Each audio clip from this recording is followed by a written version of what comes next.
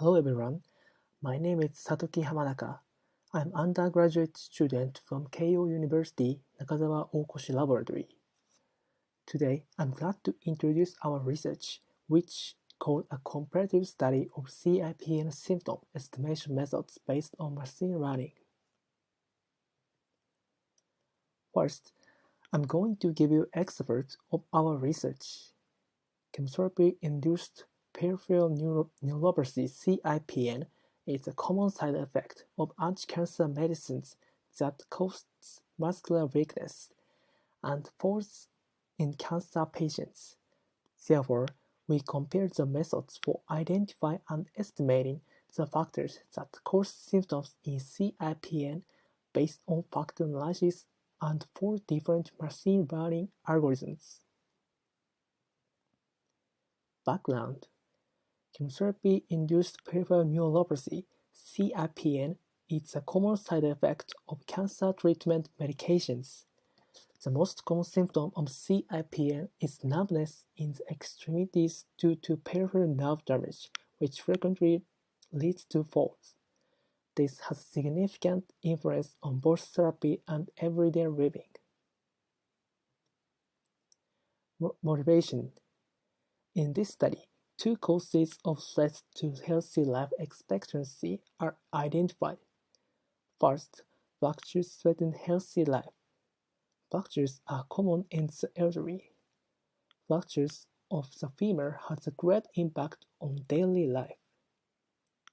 Second, CIPN caused by anti-cancer drugs. Cancer is the leading cause of death, so the development of highly effective drugs have led to the general use of anti-cancer drugs for the treatment of cancer. What this causes are domino fracture. A domino fracture is a fracture caused by os fracture that increases the risk of causing a series of other fractures. So, estimating the user status of CIPN symptoms is critical for a fall prevention care system. Our research goal. Therefore, the ultimate goal of the research is leading to fall prediction. For that reason, we constructed multiple CIPN symptom estimation models and conduct comparison experiments. So how do we understand the patient's daily symptoms and fall conditions? Our previous work.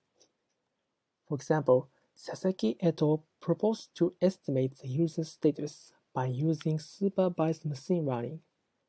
However, this research adapts accuracy for metrics and fails to consider the case of imbalance in the objective variables. In fact, in this data, multiple objective variables are unbalanced, and the performance of the model cannot be properly grasped when evaluated with accuracy.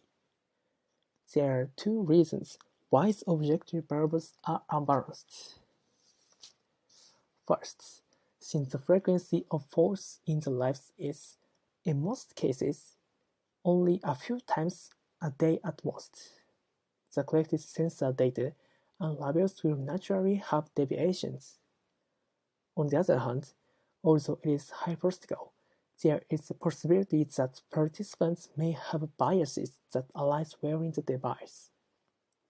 Second, because of the COVID-19 pandemic, it is difficult to collect a large amount of data nowadays due to the tight resources of medical institutions as well as various constraints for the research experiment in year 2020.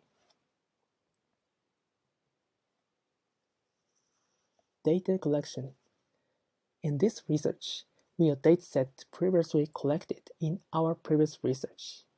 We collected the sensor data and annotation data from CIPN patients. We asked each participant to use an iPhone and Apple Watch that contained our data collection software and asked data collection for 2 weeks. We asked them to wear as much as possible. FD aware. We constructed FD-aware to understand the status of symptoms and for conditions under the environment of the in the world CIPN patients' lives. FD-aware is collecting data system on iPhone and Apple Watch. FD-aware collects a variety of sensor data via iPhone and Apple Watch with background activation.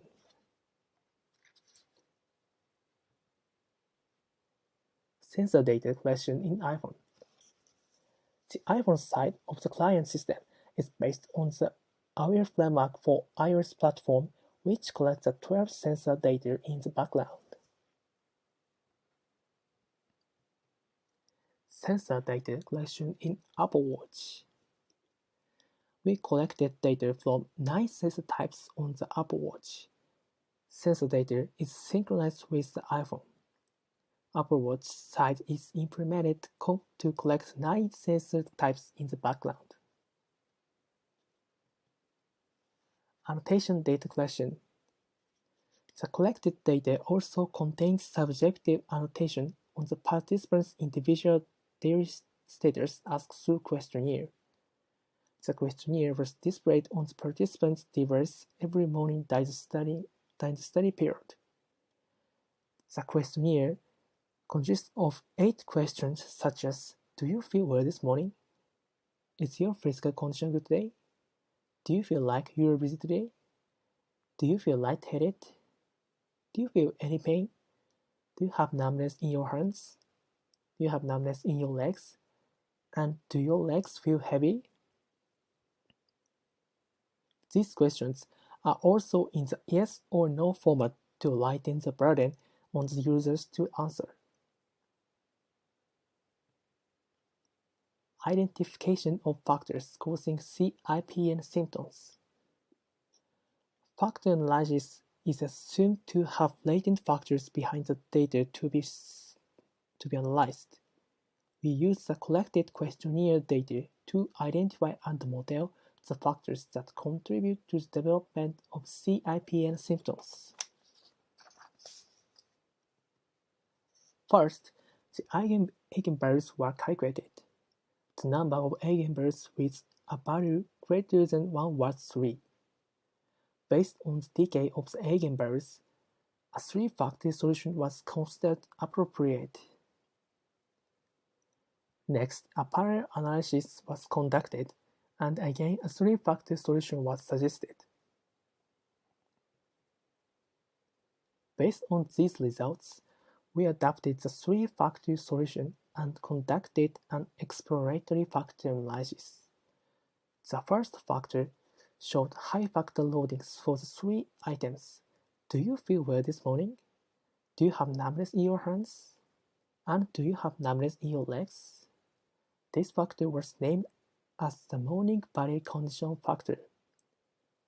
The second factor showed high factor loadings for the next 3 items. Do you have numbness in your legs? Do your legs feel heavy? And do you feel any pain? This factor was named as the pain in the legs factor.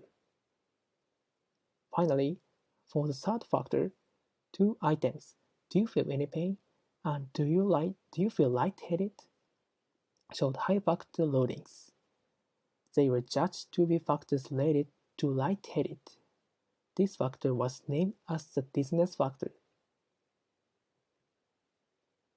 Based on the findings of the exploratory factor analysis, for the 3 factors, morning body condition, pain in the legs, and dizziness, we conducted a confirmatory factor analysis under a model in which each observed variable was influenced only by one of the factors considered to be strongly related to it. All factors were assumed to be correlated. We adapted 4 goodness of fit indices. If standardized root mean square ratio (SRMR) and root mean square error of approximation (RMSEA) are near to 0, the built model fits the data well. Furthermore, if Tucker-Lewis index (TLI) and comparative fit index (CFI) are near to 1, the constructed model fits the data well. As a result of the analysis, the goodness of fit indices were CFI 0.978, TLI 0.918, LMSEA 0.113, and SRMR 0.149, indicating that the model fit the data well. Therefore, this result suggested that these factors are three major aspects of CIPN symptoms. Investigation of CIPN symptom estimation method. Next, we constructed a machine learning model for estimating the symptoms of CIPN from the collected smartphone sensor data. We constructed supervised machine learning with features extracted from sensor data as explanatory variables and self-reported CIPN symptom data as objective variables. Model selection. In constructing the model, we assumed multitask learning with outputs belonging to multiple objective variables for a single input. We built multiple models by using the following 4 algorithms and compared the performance. For model selection, we adopted 4 methods: WriteGBM, Tabnet, LSTM, and Transformer. Evaluation metrics. In the experiment, we introduced the mean value of log loss as evaluation metrics. Using closed entropy, the log loss quantifies the deviation between the predicted probability and the correct answer data. If the loss is near to 0, the constructed model is judged to be capable of making accurate predictions. In this study, each objective variable's log loss is computed followed by the average. When we calculate this indicator, we are just calculating the average value of log loss. Specifically, we calculate log loss for each row of prediction and evaluate it by calculating the average for each column. The reason for adopting this metric is that it is difficult to improve metrics like accuracy and AUC at the same time when using multitask learning to predict several columns simultaneously. This is due to the higher training time and computing cost imposed by the model's increasing complexity. Therefore, we determined that the log loss would be a useful metric for reducing the overall model's prediction error. Experimental results. We conducted the 5-folded cross-validation for each machine learning model to verify the performance and evaluated using test data. The model with the best generalization performance on the test data was found to be Tabnet. The individual considerations for each model are as follows. The result of WriteGBM is lower than those of the deep learning models. By adding new features and optimizing hyperparameter, the performance may be enhanced. For Tabnet, we can consider that the feature selection was effective since the default value was 3 times. For LSTM, the second highest generalization performance was obtained by considering the time series of the data. For Transformer, there is a discrepancy between the cross-validation and test data, indicating that the model is overfitting. The cross-validation shows that the accuracy is equivalent to that of Tabnet, so eliminating the overfitting state may result in the highest values. Future work. In the future, we will work to improve the accuracy of our machine learning models by collecting additional data from in-the-wild experiments.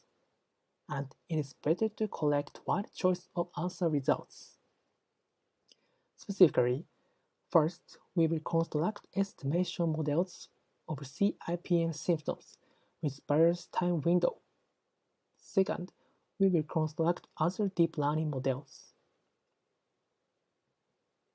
Conclusion. We analyze the questionnaire data of CIPN symptoms using factor analysis methods to explore and interpret the factors. We constructed a model that estimates symptoms caused by CIPN assuming multitask learning. According to the results of the comparison studies, TabNet has the best generalization performance. Thank you for listening.